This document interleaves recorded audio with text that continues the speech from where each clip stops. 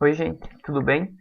Se na aula passada a gente conversou sobre o surgimento e a expansão da humanidade, hoje a gente vai entender onde essas civilizações, onde esses grupos humanos se estabeleceram e por que eles se estabeleceram em tais regiões, tá?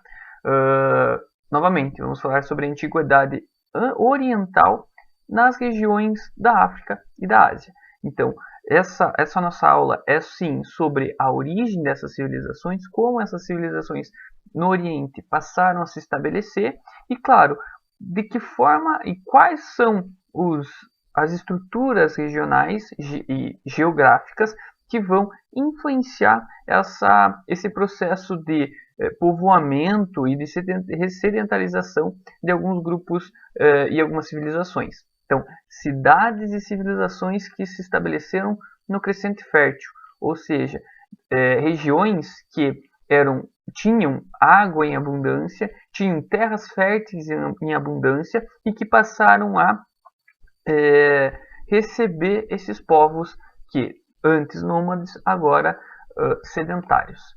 Primeira questão, e para que essa nossa, esse nosso trabalho, essa nossa aula possa ser entendida, a gente precisa se questionar, certo? Então, o que eu proponho para vocês e a questão que eu proponho nessa aula.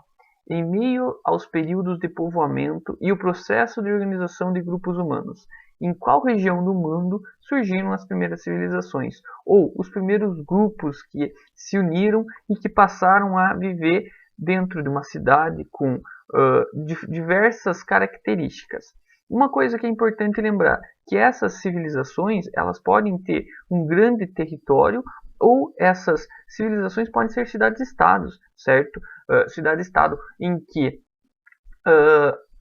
o tamanho ou a região em que esse povo está estabelecido pode ser pequeno, perto de uma cidade, mas que tem as suas características. Para que a gente possa entender em que regiões e o que significa essas terras férteis, esse crescente fértil, a gente tem que entender as semelhanças entre principalmente o Egito e a Mesopotâmia, certo? São essas duas regiões que têm grande quantidade de água, ou seja, uma água em abundância, que vai fazer com que o solo dessas regiões sejam muito férteis, certo? E que esses grupos humanos, essas sociedades se estabeleçam na região. Então, se a gente fala do Egito Antigo, a gente tem que lembrar sempre do Rio Nilo e o quanto o Rio Nilo ele foi importante para essa civilização. Além disso, a Mesopotâmia, com o Rio Tigre e com o Rio Eufrates, que também vão fazer parte das pequenas civilizações ou pequenas e depois algumas cidades-estados que também vão se estabelecer, nessa região e vão crescer estruturalmente. Para a gente entender então por que esse crescente fértil são principalmente essas regiões com grande abundância de água. A gente também tem que lembrar da região fenícia, dos fenícios, tá? E da região da Palestina, que também terão essa grande quantidade de água. Na região da Palestina, é a região onde os hebreus passaram a se caracterizar e crescer aqui nessa parte oriental do mundo. Outra coisa, além do sedentarismo e além dessas regiões férteis em torno dos rios, é importante lembrar que essas civilizações necessitam de uma organização da religião, como falamos na aula passada, e não só uma organização religiosa, uma organização do poder, uma organização de liderança, uma organização administrativa desses povos. E quando eu falo disso, eu falo de uma teocracia, ou seja, um poder que necessita do poder político, ou uma sociedade que necessita do poder político e que utiliza do poder político e do poder religioso, em que aquele líder que tem a liderança política, ele também é líder religioso, ou seja, ele é um deus dentro dessa, em relação às outras pessoas. Claro que eu coloco aqui dois exemplos, o rei assírio e principalmente a estrutura social ou a estrutura dessa teocracia no Egito Antigo, que a gente vai estudar um pouquinho com mais calma a região egípcia, o Egito Antigo e a Mesopotâmia numa outra aula, mas que sim, existiam esses ideais de teocracia e que faziam parte da estrutura social da sociedade, tá? E que também é uma semelhança entre egípcios e mesopotâmicos, tá? Além disso, claro, o desenvolvimento da escrita. O desenvolvimento da escrita com o passar do tempo, que fará parte sim do Egito Antigo e da Mesopotâmia, dos fenícios, dos hebreus, ele vai influenciar, a escrita em si, ela vai influenciar outras estruturas dentro dessas civilizações.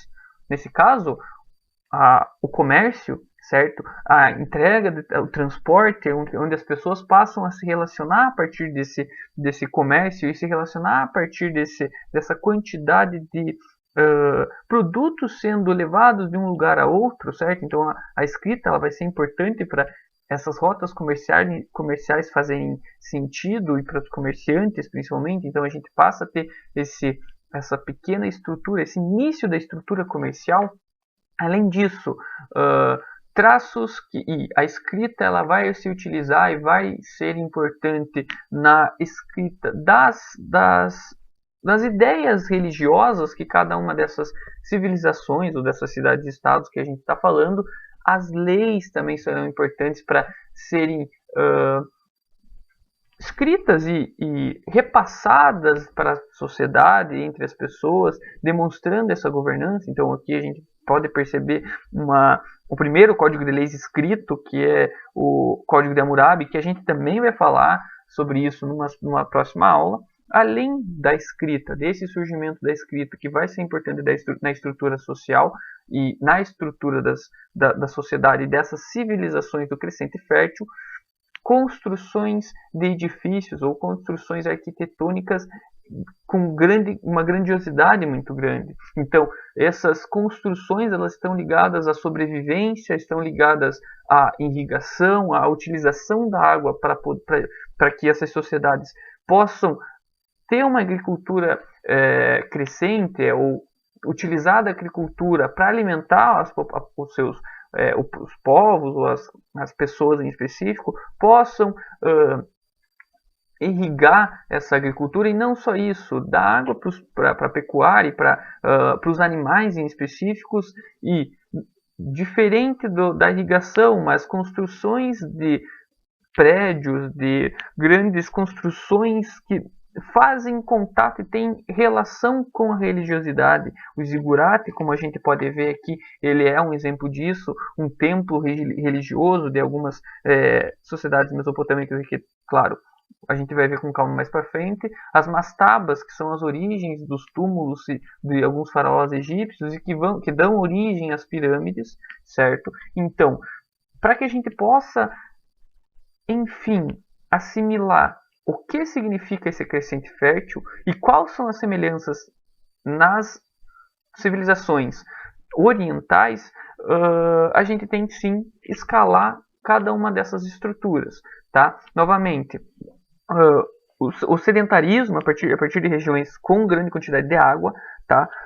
A organização de uma religião e que essa religião vai fazer sentido e vai influenciar o poder político, tá? E quando a gente fala disso de uma teocracia, o poder político mais o poder religioso, em que as pessoas que vivem nessas civilizações, nessas cidades, no que seja, elas vão obedecer esse poder político, vão obedecer esse líder político e religioso, porque elas precisam respeitar esse tipo de coisa, que vai influenciar no surgimento da escrita e nas leis, a escrita em si, no comércio, na lei, no transporte o comércio vai influenciar no transporte e, enfim, nessas construções tão imponentes do período da antiguidade.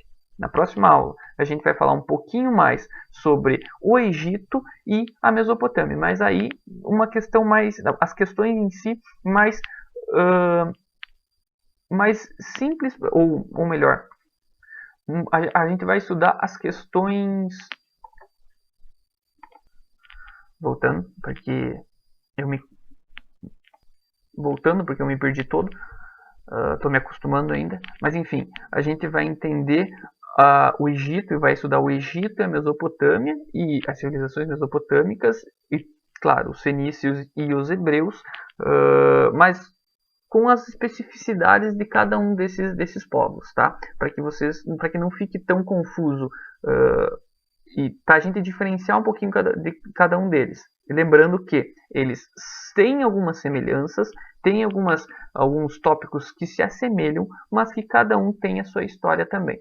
Isso será a nossa próxima aula, beleza? Espero que esteja ficando claro, ainda estou me adaptando a essa aula não presencial. Espero que vocês estejam entendendo. Gostaria muito de um feedback. Novamente, futuramente eu vou disponibilizar alguns exercícios para que fiquem claro para vocês. E, não menos importante, que vocês estejam bem. Espero que esse vídeo os encontre bem e fiquem em casa. Isso vai ajudar muito eu, você e toda a nossa sociedade. Beleza? Um abraço.